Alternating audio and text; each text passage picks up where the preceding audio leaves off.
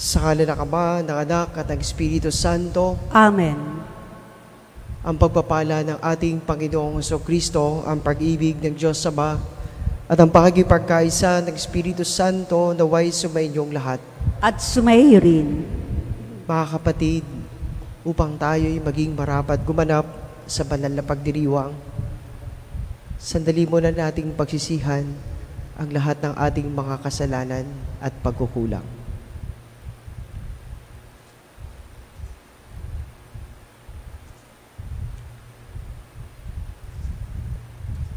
Inaamin ko sa makapangyarihang Diyos at sa inyo mga kapatid na lubha akong nagkasala sa isip, sa salita at sa gawa at sa aking pagkukulang.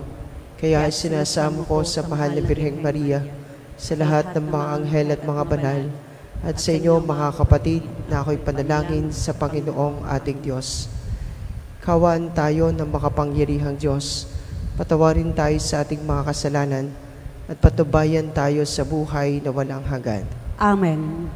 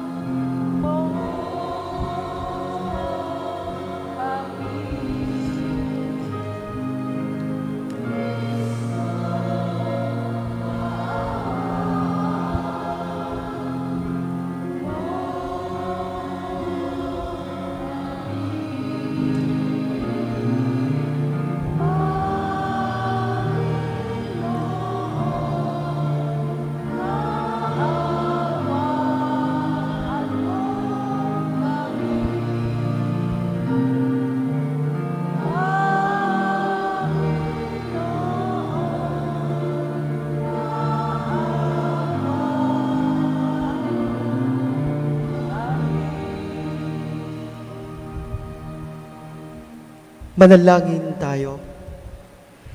Ama naming makapangyarihan, nililiwanagan ng iyong maasahang ilaw ang mga naliligaw ng iyong pinababalik sa daan para ikaw ay matagpuan.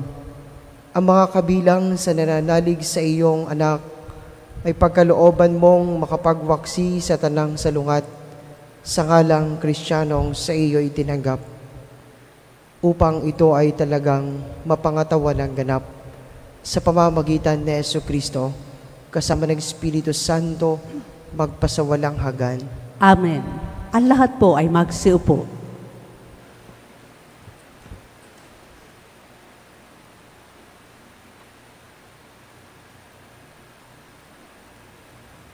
Pagbasa mula sa aklat ng Exodo. Noong mga araw na iyon, gumawa si Moises, Aaron, ng maraming kababalaghan. Ngunit hindi rin pumayag ang paraon na umalis ang mga Israelita sa lupain ng Ehipto. Sinabi ng Panginoon kina Moises at Aaron, "Mula ngayon, ang buwang ito ay magiging buwan ng taon para sa inyo. At sabihin ninyo sa buong pamayan ng Israel na sa ika-10 araw ng buwang ito, bawat puno ng sambahayan ay pipili ng kordero o bisirong kambing para sa kanyang pamilya. Kung maliit ang pamilya at hindi makauubos ng isang buong kordero, magsasalo sila ng kalapit na pamilya. Hindi rin makakaubos ng isang buo. Ang dami ng magsasalo-salo sa isang kordero at ibabatay na makakain ang bawat isa. Kailangan ang kordero ay lalaki. 1 taong gulang, walang pinsala o kapintasan. Kung walang tupa ay kahit kambing, aalagaan itong mabuti hanggang sa 14 ng buwan at kagagabihan, sabay-sabay na papatayin ng buong bayan ang kani-kanilang kordero. Kukuha sila ng dugo nito at ipapahid sa mga hamba at sombrero ng pintuan ng bahay na kakainan ng kordero. At sa gabi rin yun, lilitsunin ito, kakaning kasama ang tinapay na walang libadura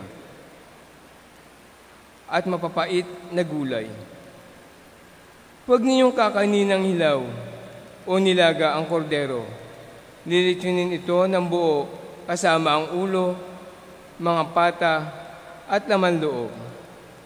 Huwag kayong magtitira para kinabukasan. Kung may matitira, sunuin pagkaumaga. Ganito naman ang magiging ayos ninyo sa pagkain nito. Nakabigkis, nakasandalyas, at may tanging tungkod. Dali-dali ninyong ang pagkain nito. Ito ang Paskuhan ng Panginoon. Sa gabing iyon, lilibutin ko ang buong Ehipto at papatayin ang lahat ng panganay na lalaki, maging tao o hayop man. At parurusahan ko ang lahat ng Diyos-Diyosan sa Ehipto. Ako ang Panginoon. Lalampasan ko ang lahat ng bahay na makita kong may bahid ng dugo. At walang pinsang mangyayari sa inyo at parurusahan ko ang buong Ehipto. Ang dugo ang siyang magiging palatandaan ng Israelita ang nakatira sa bahay na iyon. Ang araw na iyon, ito'y ipinagdiriwang nyo magpakailanman bilang pesta ng Panginoon. Ang salita ng Diyos. Salamat sa Diyos.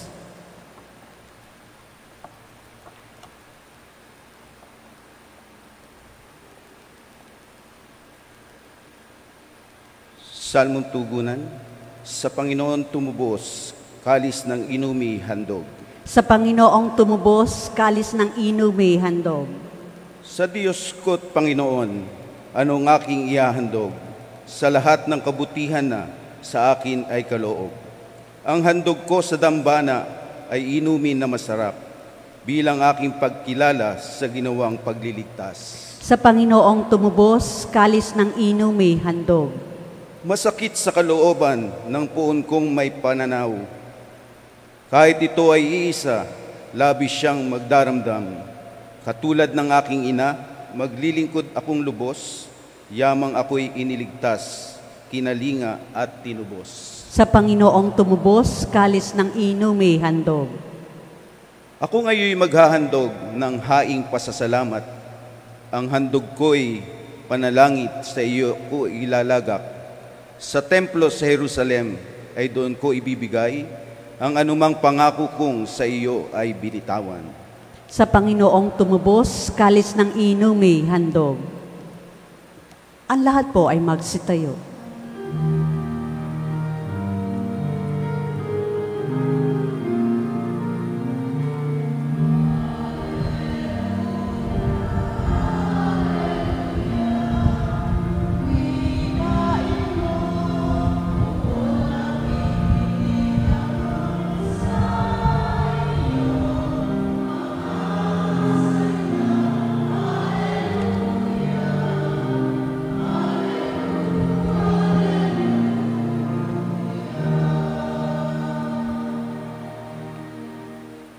Sumayin niyo ang Panginoon. At sumayo rin. Ang mabuting balita ng Panginoon ayon kay San Mateo.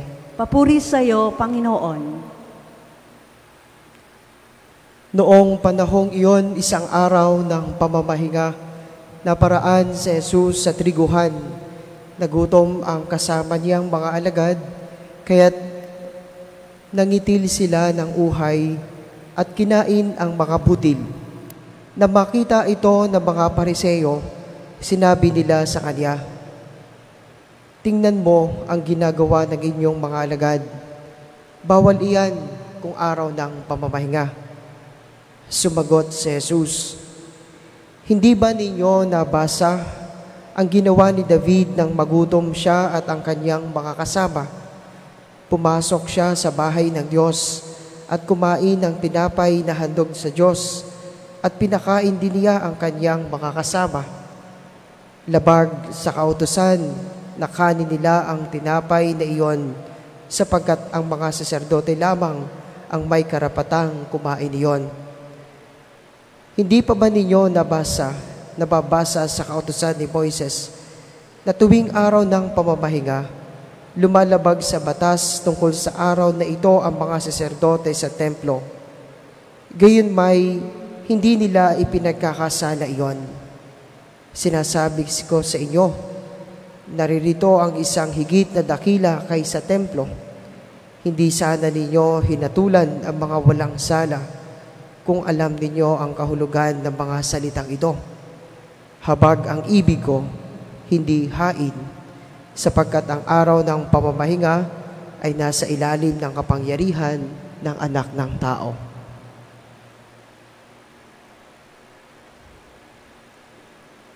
Ito, mga kapatid, ang mabuting balita ng Panginoon. Pinupuri ka namin, Panginoong Hesukristo. Ang lahat po ay magsiupo.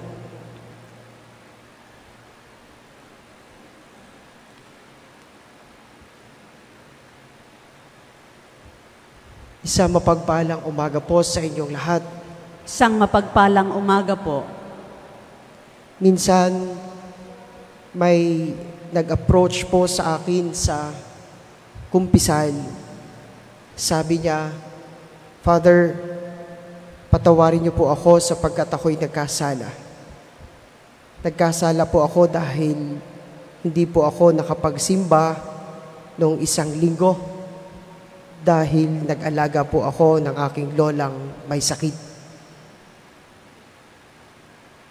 Sabi ko po doon sa nagkumpisal, hindi po kayo nagkasala doon dahil higit pong mahalaga ang ginawa ninyo. Mas ikalulugod ng Diyos yung ginawa ninyo kaysa pabayaan ninyo ang isang taong may sakit na mahal nyo sa buhay. Ito po ang ipinapahayag na diwa ng Ebanghelyo na ating napakinggan. Si Jesus ay nangungusap tungkol sa kung ano ang diwa ng batas. Kung ano ang mas mahalaga. Sabi ni Jesus, habag ang ibig ko, hindi hain, hindi ang sakripisyo. Ito ang palaging una sa puso ng ating Panginoon, ang magpadama ng habag, malasakit at pagmamahal sa tao.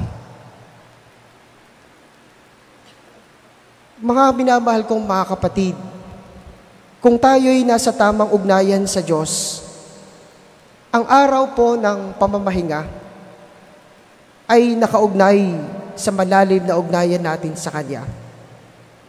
Ito yung araw ng pagsimba, tuwing araw ng linggo.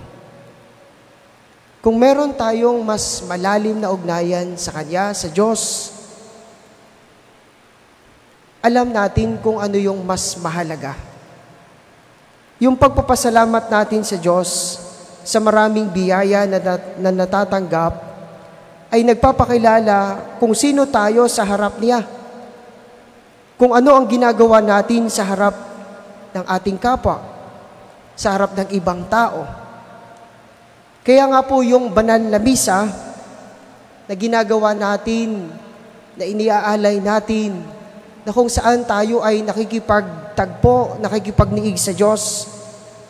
Ang banal na misa ay palaging nakaugnay sa tawag ng paglilingkod, sa tawag ng pagtugon sa kabutihan, sa paggawa ng mabuti sa kapwa. Kaya nga po sa ating pagninilay, dapat nating isipin kung paano tayo kumikilos, kung paano tayo nakikitungo sa ating kapwa, Paano natin ipinapadama ang pagmamahal, ang ating habag, na ating natatamasa mula sa Panginoon? Kung tayo ay tunay na nagsasabuhay ng tinatanggap natin sa banal na misa, walang iba kundi ang ating Panginoong Hesus sa banal na komunyon. Araw-araw, dala-dala natin ang ating Panginoon sa ating puso, sa ating kalooban, sa ating kaluluwa. Kung kaya nga sa ating paglalakbay sa buhay na ito, hindi na mawawaglit sa atin yung tayo ay masalamin sa atin ng ating Panginoon o makita sa ating kilos, sa ating pakikitungo ang ating Panginoon. Sapagkat lagi natin siyang tinatanggap. Lagi tayong nakapakikinig ng salita ng Diyos, ng Kanyang mensahe sa atin. Ito yung diwa ng pagtanggap natin kay Kristo sa banal na misa. Na mas mahalaga sa atin ay kung papaano tayo makikitungo ng mabuti sa ating kapwa. Kung papaano tayo magpapadama ng malasakit, habag at pagmamahal sa ating kapwa. Unang-una na sa ating pamilya, sa ating mahal sa buhay, sa malalapit na tao sa ating puso. Mga minamahal ko, mga kapatid, palagi nawa nating isipin na walang kasalanan tayong nagagawa kung tayo'y gumagawa ng mabuti sa ating kapwa kahit sa araw ng pamamahinga, sa araw ng pagsimba. Sabi nung isang nagkumpisal, nagkasala po ako dahil hindi po ako nakapagsimba ng linggo at ako'y nag-alaga ng aking lola. Anong mas mahalaga sa Diyos? Ang mas mahalaga sa Diyos ay ang ating kapwa. Ang ating paglilingkod sa ating kapwa. Ang ating habag na dapat ipadama sa ating kapwa. Mas ikalulungkot ng Diyos kung pababayaan natin ang ating kapwa na naghihirap. Kung pababayaan natin ang ating kapwang may karamdaman. Mas ikalulungkot ng Diyos kung tayo ay maglalapastangan sa ating kapwa. Kaya nga, mga minamahal kong mga kapatid, nawa makita natin sa ating buhay na si Jesus ay tumitingin sa uri ng pagmamahal na ating ipinapadama sa ating kapwa. The highest form of worship is to give glory to God. Ang pinakamataas na anyo ng pagsamba ay yung magbigay tayo ng kapurihan sa Diyos. At paano tayo makapagbibigay ng kapurihan sa Diyos? Tayo'y maging saksi ng Kanyang kabutihan, ng Kanyang habag, ng Kanyang awa para sa ating kapwa. Huwag nawa nating ipagpapaliban. Huwag nawa nating ipagwawalang bahala ang mga pagkakataon at sandali na tayo'y makagagawa ng kabutihan sa ating kapwa, na tayo'y makapagpapadama ng ating habag sa ating kapwa, sapagkat yon ang pinakamahalaga sa mata ni Jesus, sa mata ng Diyos. Amen.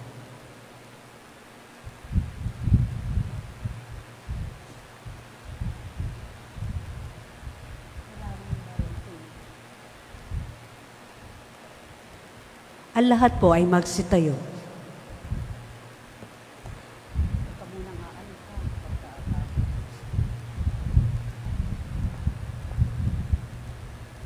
Manalangin tayo sa pamamagitan ni Kristo at sambahin natin ang Amang nasa langit sa ating pananampalataya, pag-ibig at mahabaging awa. Sa bawat kahilingan ng ating tugon, Panginoon ng awa, basbasan mo kami. Panginoon ng awa, basbasan mo kami. Ang mga Kristiyano, saan man naway hindi maging mga taong ang kilos ay legalismo at panlabas lamang, kundi maging mga taong may puso na ginagawa ang nararapat bilang mga anak ng Diyos. Manalangin tayo sa Panginoon. Panginoon ng awa, basbasan mo kami.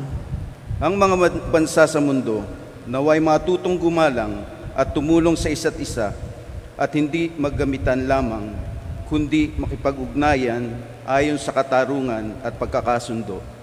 Manalangin tayo sa Panginoon. Panginoon ng awa, basbasan mo kami.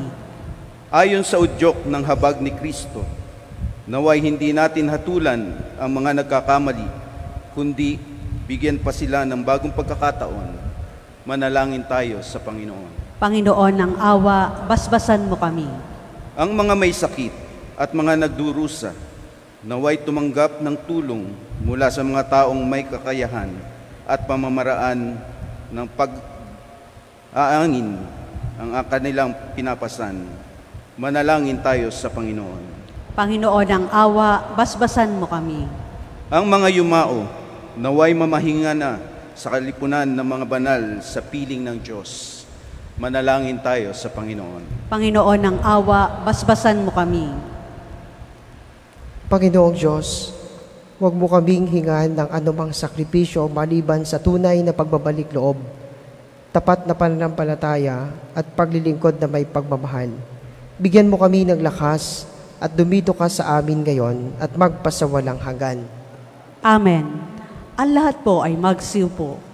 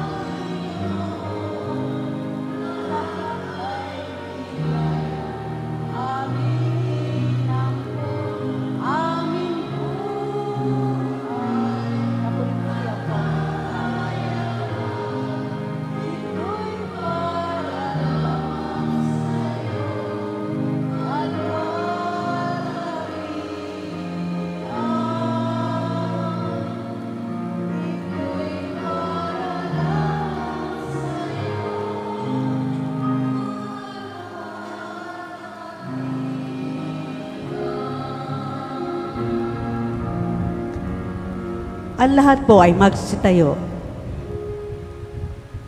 Manalangin kayo, mga kapatid, upang ang paghahain natin ay kalugdan ng Diyos sa makapangyarihan. Tanggapin nawa ng Panginoon itong paghain sa iyong mga kamay, sa kapurihan niya at karangalan, sa ating kapakinabangan at sa buong sambayanan niyang banal. Ama naming lumikha, tunghayan mo ang mga alay ng iyong sumasamong sambayanan at tanggapin mo ang mga ito para madagdagan ng iyong kabanalan sa mga nananalig na tunay sa pamamagitan ni Jesucristo kasama ng Espiritu Santo magpasawalang hanggan. Amen. Sumainyo ang Panginoon. At sumaiyo rin. Taas sa Diyos ang inyong puso at diwa. Itinaas na namin sa Panginoon. Pasalamatan natin ang Panginoong ating Diyos. Marapat na siya'y pasalamatan. Ama naming makapangyarihan, tuningang marapat na ikaw ay aming pasalamatan. Sa pamamagitan ni Jesucristo na aming Panginoon, utang na loob ang nagbubunsod upang gunitain ang kamatayan niya para kami buhayin. Pagtitiwala ang sanhi ng ligayang di malilimot sa pagkabuhay niyang sa amin ay kaloob. Pag-asa ang dahilan ng pagiging handa para sa pagbabalik niyang totoong dakila. Kaya kaysa ng mga anghel na nagsisiawit ng papuri sa iyo, na walang humpay sa kalangitan, kami nagbubunyi sa iyong kadakilaan.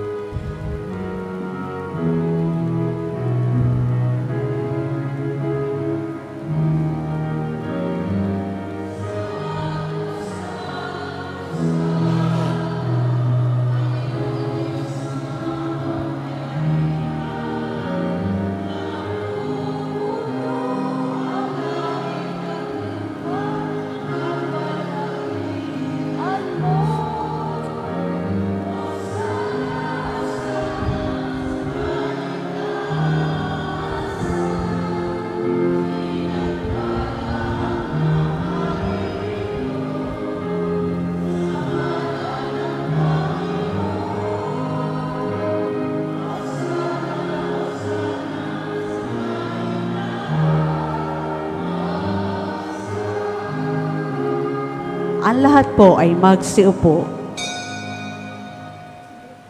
Ama naming banal, ikaw ang bukal ng tanang kabanalan, kaya't sa pamamagitan ng iyong Espiritu, gawin mong banal ang mga kaloob na ito upang para sa amin ay maging katawan at dugo ng aming Panginoong Hesukristo. Bago niya pinagtiis ang kusang loob na maging handog, hinawakan niya ang tinapay, pinasalamatan kanya, pinagati-hati niya yon, iniabot sa kaniyang mga alagad at sinabi, "Tanggapin ninyong lahat ito at kanin. Ito ang aking katawan na ihahandog para sa inyo."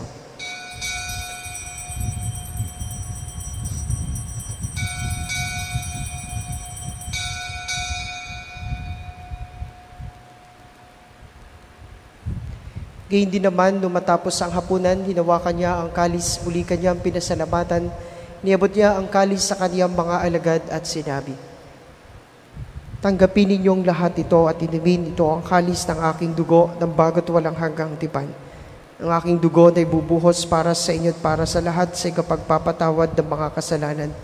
Gawin ninyo ito sa pag-alaala sa akin."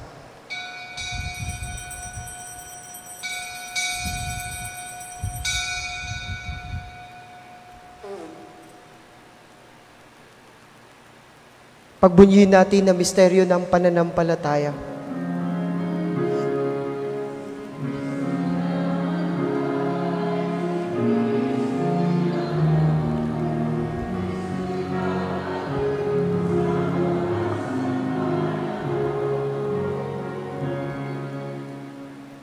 Ang mga ginagawa namin ngayon ng pag-alaala sa pagkamatay at muling pagkabuhay ng iyong anak, kaya't iniaalay namin sa iyo ang tinapay na nagbibigay buhay at ang kalis na nagkakaloob ng kaligtasan. Kami nagpapasalamat dahil kami iyong minarapat na tumayo sa harap mo para maglingkod sa iyo. Isinasamo namin kaming magsasalo-salo sa katawan at dugo ni Kristo ay mabuklod sa pagkakaisa sa pamamagitan ng Espiritu Santo. Ama, lingapin mo ang iyong simbahang laganap sa buong daigdig. Puspusin mo kami sa pag-ibig kay San Francisco na aming Papa at ni Melray na aming Obispo at ng Tanang Kaparian. Alalahanin mo rin ang mga kapatid naming nahimlay na may pag-asang sila'y muling mabubuhay gayon ng lahat ng mga pumanaw. Kaawaan mo sila at patuloyin sa iyong kaliwanagan. Kaawaan mo at pagindapatin kaming lahat na makasalo sa iyong buhay na walang wakas, kaysa na mahal ni Birheng Maria na ina ng Diyos, ng kabiyak niyang pusong si San Jose, kaysa ng mga apostol ni San Fernando at ng lahat ng mga banal na namuhay dito sa daigdig ng kalugod-lugod sa iyo. May pagdiwang nawa namin ang pagpupuri sa kararangal mo sa pamamagitan ng iyong anak na aming Panginoong Hesukristo. Sa pamamagitan ni Kristo, kasama niya at sa Kanya, ang lahat ng parangal at papuri ay sa iyo, Diyos amang makapangyarihan, kasama ng Espiritu Santo, magpasawalang hanggan.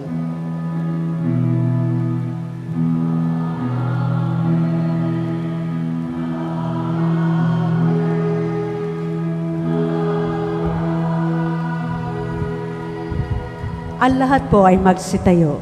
Sa tagubilin ng mga nakagagaling na utos at turo ni Jesus na Panginoon natin na Diyos, pahayag natin ng lakas loob.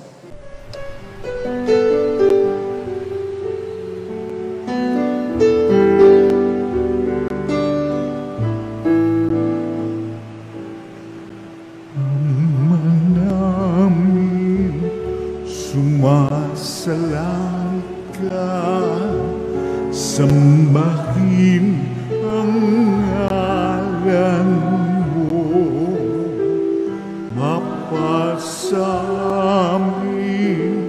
ang kaharian mo, sundin ang loob mo dito sa lupa para nang sa langit. Bigyan mo po kami ngayon ng aming kakanin sa araw-araw at patawarin mo kami sa aming mga sala, para ng pagpapatawa namin sa nagkakasala sa amin, at huwag mo kaming ipagdulot sa tukso, at yadya mo kami sa lahat ng masama. Hinihiling namin kami adya sa lahat ng masama, pagkalooban ng kapayapaan araw-araw. Iligtas sa kasalanan at ilayo sa lahat ng kapahamakan, samantalang aming pinananabikan ang dakilang araw ng pagpapahayag ng tagapagligtas naming si Hesus Kristo.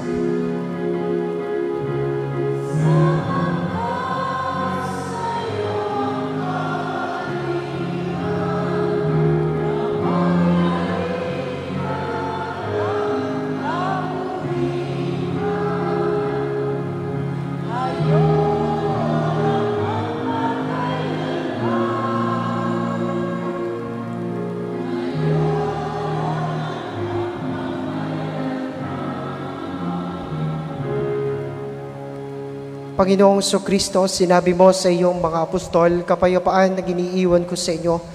Ang aking kapayapaan ang ibinibigay ko sa inyo. Tunghayan mo ang aming pananampalataya at huwag ang aming mga pagkakasala. Pagkalooban mo kami ng kapayapaan at pagkakaisa ayon sa iyong kalooban kasama ng Espiritu Santo magpasawalang hanggan. Amen. Ang kapayapaan ng Panginoon ay laging sumainyo. At sumaiyo rin. Magbigayan kayo ng kapayapaan sa isa't isa. Peace be with you all.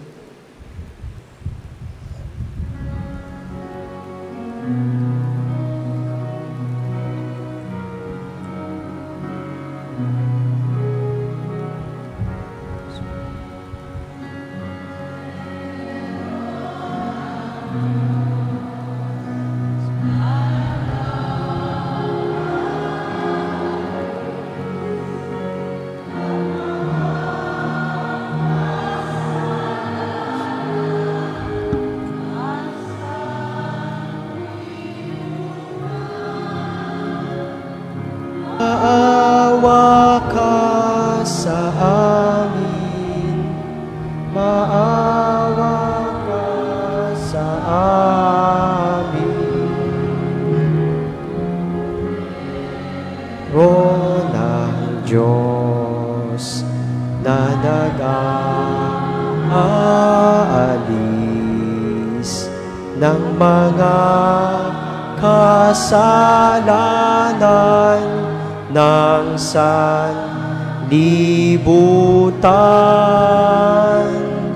Maawa ka sa amin, maawa ka sa amin. Dero ng Diyos na nag-aalis ng mga kasalanan ng sanlibutan, ipagkaloob mo sa amin ang kapayapaan.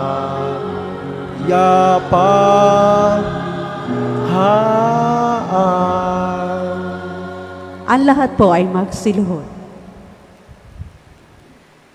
Mga kapatid, ito si Kristo, ang Kordero ng Diyos. Ito ang nag-aalis ng mga kasalanan ng sanlibutan. Mapapalad tayong inaanyayahang makasalo sa kanyang banal na piging. Panginoon, hindi ako karapat-dapat na magpatuloy sa iyo, ngunit sa isang salita mo lamang ay gagaling na ako.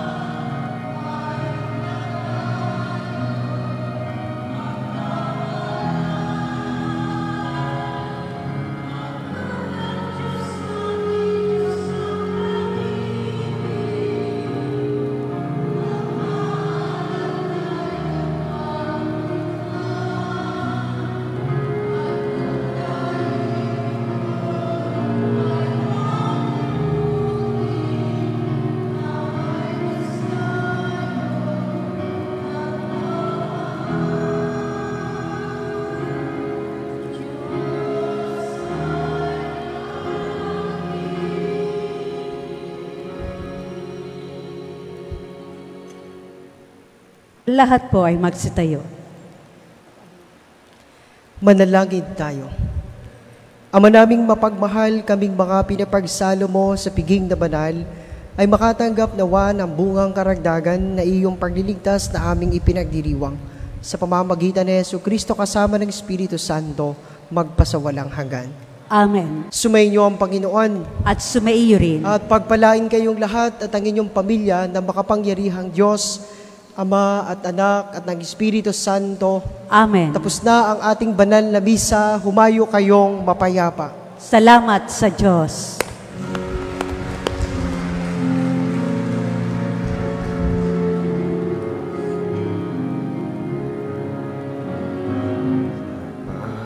At ipahayag kahangat habag